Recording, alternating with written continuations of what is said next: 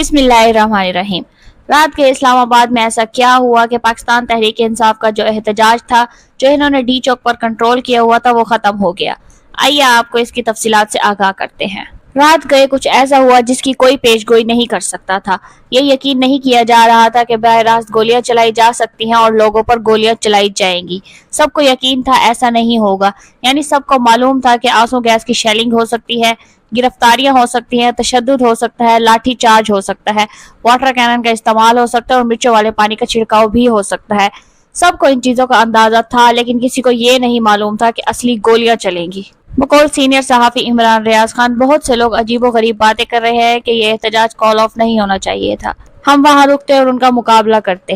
دیکھیں، اگر آپ وہاں پر دنیا کی بہترین ٹرینڈ آرمی لائیں، فوج لائیں اور ایک جگہ پر درمیان میں کھڑا کریں اور ان پر یہی ہتھیار استعمال کریں، اصلی گولیاں بھی چلائیں، ربڑ کی گولیاں بھی چلائیں، بڑی گیس کے شیلز بھی استعمال کریں، دنیا کی کوئی فوج وہاں پر کھڑی نہیں رہ سکتی۔ یہاں تک کہ ایس ایس جی کمانڈو بھی وہاں نہیں رک سکتے، دنیا کے بہترین امریکی کمانڈو بھی وہاں نہیں رک سکتے، کیونکہ یہ انسانی طور پر ممکن ہی نہیں ہے کہ آپ وہاں پر سانس بھی لے سکیں۔ اور جب اصلی گولیاں چلی تو یعنی ان لوگوں نے آنسو گیس کا مقابلہ کیا۔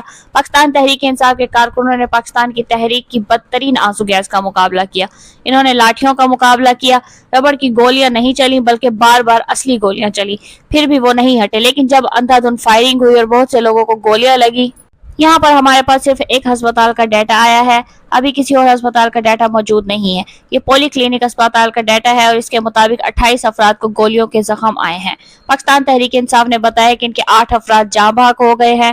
اب تک کے ڈیٹا کے مطابق پاکستان تحریک انصاف کے کچھ لوگ مسلسل کہہ رہے ہیں کہ جب رات 9 بجے کے بعد آپریشن شروع ہوا اور لائٹس بند کی گئی تو ڈی چوک پر کچھ بھی نظر نہیں آ رہا تھا۔ چاروں طرف سے شیلز فائر کیے جا رہے تھے اور چاروں طرف سے گولیاں بھی چل رہی تھی، پھر آگ لگائی گئی اور لوگوں کو بہت تیزی سے گولیاں ماری جا رہی تھی۔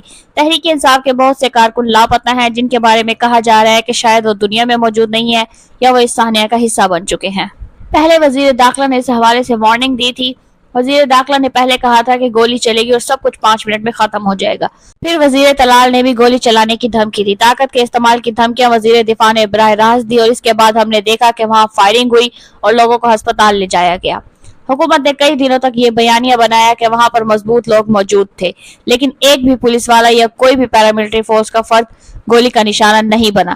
ابھی تک ایسے واقعے کی کوئی رپورٹ نہیں آئی۔ دوسری جانب کسی قسم کی جوابی فائرنگ کی اطلاع نہیں ملی۔ بقول سینئر صحافی عمران ریاض خان، میں نے میدان میں موجود تمام صحافیوں سے پوچھا اور انہوں نے کہا کہ وہاں کسی نے جوابی فائرنگ نہیں کی اور ہم نے وہاں کسی کو ایسے ہتھیاروں کے ساتھ نہیں دیکھا۔ یہ یک طرفہ فائرنگ تھی کیونکہ لوگ آنسو گیس کی وجہ سے علاقے کو چھوڑنے پر تیار نہیں تھے، لوگ اس جگہ کو چھوڑنے کے لیے تیار نہیں تھے، اس لیے یہ پاکستان تحریک انصاف کے کارکنوں کے لیے بہت بڑی بات ہے۔ یہ کارکنان تعریف کے مستحق ہیں، انہوں نے فسطائیت کا مقابلہ اس انداز میں کیا جو پاکستان کی تحریک میں کوئی اور سیاسی گروہ نہیں کر سکا۔ لیکن یہ بدقسمتی کی بات ہے کہ حکومت نے وہ راستہ اختیار کیا جو کوئی حکومت کبھی نہیں کرتی۔ یہ یقین کیا جا رہا تھا کہ لوگوں پر براہ راست فائرنگ اس طرح نہیں کی جائے گی۔ پاکستان تحریک انصاف کو بھی اس کا یقین تھا، سب کو یقین تھا اور ایسا لگ رہا تھا کہ یہ لوگ گولی چلائے بغیر نہیں جائیں گے اور ریاست کبھی نہتوں پر گولی نہیں چلائے گی، لیکن وہاں گولیاں چلیں، جو کہ انتہائی بدقسمتی کی بات ہے۔ پاکستان تحریک انصاف کی پریس ریلیز آئی ہے اور یہ کلیم کر رہے ہیں کہ یہ فیصلہ کور کمیٹی یا سیاسی کمیٹی نے کیا ہے، لیکن بقول سینئر صحافی عمران ریاض خان، میں نے اس بات کی خود تصدیق کی ہے کہ کوئی کور کمیٹی یا سیاسی کمیٹی کا اجلاس نہیں ہوا، یہ فیصلہ چند لوگوں کا ہے۔ پریس ریلیز کے مطابق پاکستان تحریک انصاف کے نہتے پرامن اور محب وطن شہریوں کے سفاکانہ قتل اور آپریشن کے نام پر اسلام آباد میں پرامن احتجاج کے شرکاء کے خلاف وحشت اور بربریت کے ننگے مظاہرے کی شدید الفاظ میں مذمت۔ پاکستان تحریک انصاف نے چیف جسٹس آف پاکستان سے اپیل کی ہے کہ اس واقعے کا نوٹس لیں اور اسلام آباد اور پنجاب کے آئی جی کے خلاف قتل کا مقدمہ درج کیا جائے اور ان کے خلاف کارروائی کی جائے۔ تحریک انصاف نے کہا کہ ہم کوئی مسلح گروپ نہیں اور نہ ہی کوئی جنگجو تنظیم ہے، ہم ان چیزوں کا مقابلہ کرنے نہیں بلکہ اپنے حقوق کے حصول کے لیے نکلے تھے۔ ہم پرامن شہری ہیں، ہم ایک بڑے مقصد کے تحت آ رہے تھے اور ہم نے تمام مظالم، رکاوٹوں اور بربریت کو برداشت کیا، لیکن ہمارے کارکن جب ڈی چوک پہنچے تو انہیں وہاں لاشوں کے ڈھیر ملے۔ ہم یہ برداشت نہیں کر سکتے کہ شہریوں کے قتل کو ان ظالموں کے لیے فرار کا ذریعہ بنایا جائے جو 24 کروڑ پاکستانیوں کو بھیڑ بکریاں سمجھتے ہیں۔ پاکستان تحریک انصاف کے لوگ، اس کے کاروباری افراد اور اس کے کمیونل رہنما یہ کہہ رہے ہیں کہ لاشیں وہاں پڑی ہوئی ہیں۔ تحریک انصاف کے کارکنوں کا کہنا ہے کہ ہماری لاشوں کو غائب کیا جا رہا ہے تاکہ بعد میں یہ کہا جا سکے کہ ہمیں نہیں معلوم کہ وہ شخص کہاں گیا۔ ہمارے مرنے والوں کی لاشیں غائب کی جا رہی ہیں تاکہ ان لوگوں کی تعداد کو چھپایا جا سکے، جو مر رہے ہیں۔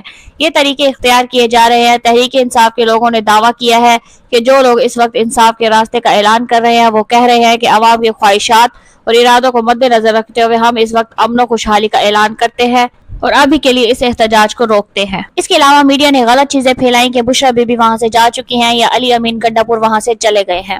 موجودہ اطلاعات کے مطابق یہ افراد اب خیبر پختونخوا میں موجود ہیں، لیکن رات 12:30 بجے تک یہ لوگ وہاں پر موجود تھے۔ وہاں پر موجود صحافیوں نے تصدیق کی اور انہوں نے بتایا کہ اس وقت تک جب تمام میڈیا مختلف خبریں دے رہا تھا، کبھی کہا جاتا تھا کہ ان لوگوں کو گرفتار کر لیا گیا ہے، کبھی کہا جاتا تھا کہ یہ لوگ بھاگ گئے ہیں، لیکن اس وقت تک بشرا بی بی اور علی امین گنڈا پور وہاں پر موجود تھے اور بشرا بی بی کو بڑی مشکل سے اور زور زبردستی کے ساتھ وہاں سے نکالا گیا جب حالات انتہائی خراب ہو گئے۔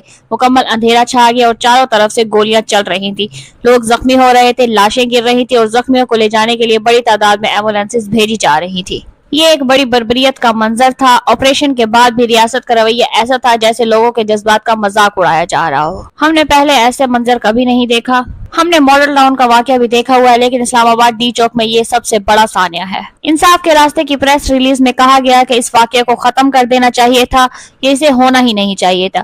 اگر حکومت نے اتنے لوگوں کو قتل کیا تو یہ واقعہ ختم نہیں ہونا چاہیے تھا۔ دوسری جانب لوگ کہہ رہے ہیں کہ حکومت پاگل ہو چکی ہے، اس وقت کے لیے یہ سب کچھ ختم کر رہے ہیں، لیکن ہم دوبارہ یہ ضرور کریں گے۔ ابھی کے لیے اتنا ہی۔ اگر اس سے ریلیٹڈ کوئی بھی اپڈیٹ آتی ہے تو ہم آپ کے لیے اپڈیٹڈ ویڈیو ضرور بنائیں گے۔ اگر آپ کو ہمارا ویڈیو انفارمیٹیو لگا ہو تو ویڈیو کو لائک کریں، شیئر کریں، چینل کو سبسکرائب کریں اور بیل آئیکن دبائیں تاکہ اسی طرح کی انفارمیٹیو ویڈیوز آپ تک بر وقت پہنچتی رہے۔ اپنا خیال رکھیے گا۔ اللہ حافظ۔